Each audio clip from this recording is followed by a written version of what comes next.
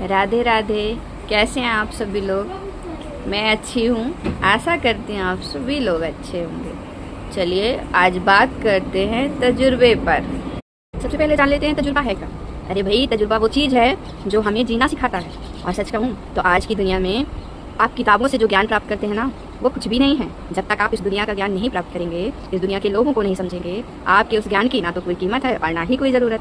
आपने पढ़ा होगा मैथ में थीटा बीटा, लेकिन आज वो ना तो थीटा काम आ रहा है और ना ही बीटा काम आ रहा है। आज काम आ रही है तो आपके दिमाग की होशियारी, जो शायद आपने कभी नहीं पढ़ी होगी। और जो आपको लोग सिखाते हैं ना, जो आप दुनिया से सीखते हैं, जो दुनिया आपके साथ व्यवहार करती है उससे सीखते हैं, उसी को कहते हैं तजुर्बा।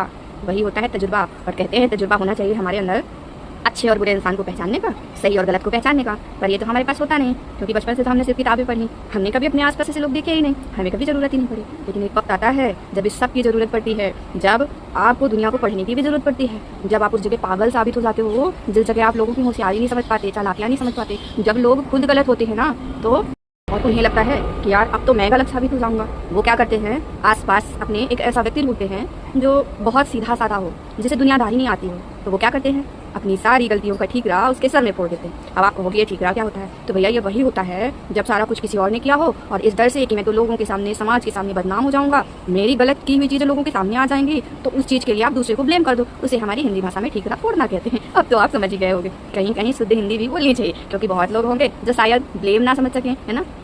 आज की डेट में मैं मजाक कर रही हूँ, हर कोई ये चीज़ें समझता है।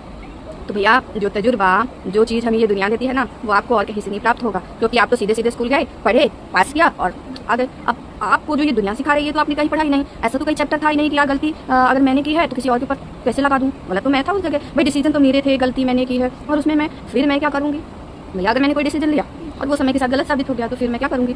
तो उसके लिए कोई दूसरा ऐसा बंदा ढूंढूंगी जिसका कोई सपोर्टिव ना हो, और उसका जो सबसे करीबी व्यक्ति हो वो भी मेरे बस में हो, उसे भी मैं मैनिपुलेट कर दूं, उसे भी मैं अपने हिसाब से चलाऊं, है ना। तब तो उसे हम गलत साबित करेंगे। ऐसा ही होता है आज की दुनिया में। तो भैया तजुर्बा बहुत बड़ी चीज़ है, और इन कुछ दिनों में हमने इतना तजुर्बा सीखा जो हमने अपनी लाइफ के 25 साल पढ़ाई में व्यतीत किए, उसमें कहीं ना तो पढ़ा, ना कोई चैप्टर था, ना कहीं सुना।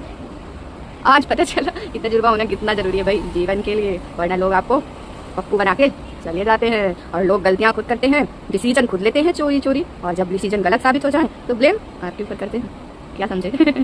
तो बस यही कहूँगी कि जीवन को बहुत अच्छे से पढ़िए। और एक बात याद रखिए, मेरे अपनों ने, या यूँ कहो कि हमारे जो पेरेंट्स थे, उन्होंने कभी हमें ये बताया ही नहीं कि बेटा ज़िंदगी में तुझे चालाकियों की भी जरूरत पड़ेगी, बदमाशियों की भी जरूरत पड़ेगी। ये किताबों के ज्ञान से कुछ नहीं होगा, उन्होंने हमें कभी नहीं बताया। लेकिन याद रखिए आपको अपने बच्चों को ये सब बताना है, क्योंकि ऐसे ऐसे लोग आपको मिलेंगे ना जो हर शब्द में झूठ बोलेंगे, और आपको पता होगा कि वो झूठ है, उनके मुंह से निकला एक शब्द झूठ है, लेकिन आप कुछ नहीं कर पाओगे। आप मजबूर होगे, मजबूर इसलिए होगे क्योंकि आपका कोई सहयोगी नहीं होगा। जिस तरह पांडव अकेले थे, उनके साथ कोई नहीं था, सारी सेना, सारे लोग तो कौरवों के साथ थे। तो हालांकि एक दिन उनका हाल वही होना है जो कौरवों का हुआ, लेकिन शुरुआती दिनों में बहुत स्ट्रगल झेलना पड़ता है, वो तो सहना पड़ता है ना। इसलिए अपने बच्चों को बहुत सारी चीज़ें सिखाने की जरूरत है, और उन्हें सिखाइए, समझाइए, पढ़ाइए। उन्हें सिर्फ अल्फा बीटा थीटा ये बिल्कुल काम नहीं आने वाला लाइफ में, इसलिए इसके अलावा भी उनको बहुत सारी चीज़ें सिखाइए। और सच कहूँ तो आजकल हम अपने बच्चों को डॉक्टर, इंजीनियर, जाने क्या क्या बनाना चाहते हैं, सब बना देंगे।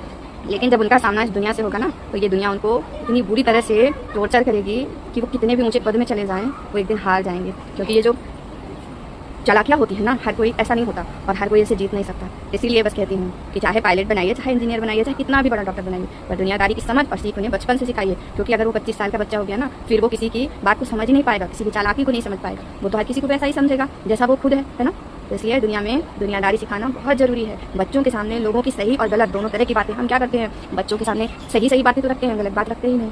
और फिर क्या होता है, जब अचानक से वो किसी ऐसे व्यक्ति को गलत करते हुए देखता है जो उसके लिए प्रेरणा का स्रोत है, तो वो टूट जाता है अंदर। तो अपने बच्चों को अगर आपको तोड़ना नहीं है, उन्हें जोड़कर रखना है ना, थोड़ी सी होशियारी, दुनियादारी, समाज की बातें ज़रूर बताइए। और तजुर्बा समय से पहले तो ज़िंदगी दे ही देती है। कभी कभी ना आप बिल्कुल गलत नहीं होते हो। समय, परिस्थितियाँ, लोग, आपके आसपास का एनवायरनमेंट जानबूझकर ऐसा क्रिएट किया जाता है कि आपको गलत साबित कर दिया जाए, और जिसकी रियल में गलती है उसे छुपा लिया जाए। लेकिन कब तक?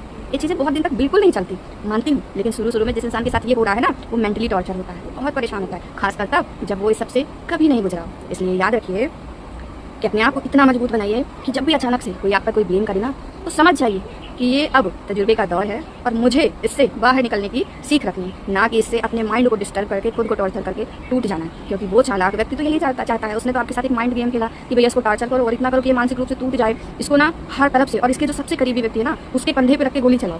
भैया जो सबसे तुम्हारा करीबी व्यक्ति होगा ना उसको वो लोग अपने बस में कर लेंगे, मैनिपुलेट करेंगे, एक करेगा, दो करेगा, सारा दिन 10 लोग। सोचो पत्थर पे भी हम ऐसे ऐसे घिसते रहेंगे ना लंबे टाइम तक, तो उसमें भी निशान पड़ जाता है। तो इंसान क्या चीज़ और इंसान का मन क्या चीज़, आप लगातार किसी एक व्यक्ति के बारे में किसी को मैनिपुलेट करते रहिए, वो व्यक्ति हो जाएगा। वही चीज़ें और वही घटनाएं हमारे साथ भी घट रही होती हैं। लेकिन अगर हम मेंटली डिस्टर्ब नहीं होते तो हम इनसे निकल जाते हैं बड़े आराम से।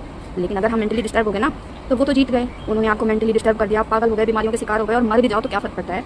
वो तो डांस करेंगे आपके मन पर, क्योंकि वो तो चाहते थे आपको मारना, आपको खत्म करना, क्योंकि आप उसके रास्ते पर रोड़ा थे, आपकी कोई चाल चल ही नहीं रही थी, उनकी कोई चाल चल ही नहीं रही थी आपके रहते हुए, है ना। वो जो चाह रहे थे वो तो हो ही नहीं रहा था।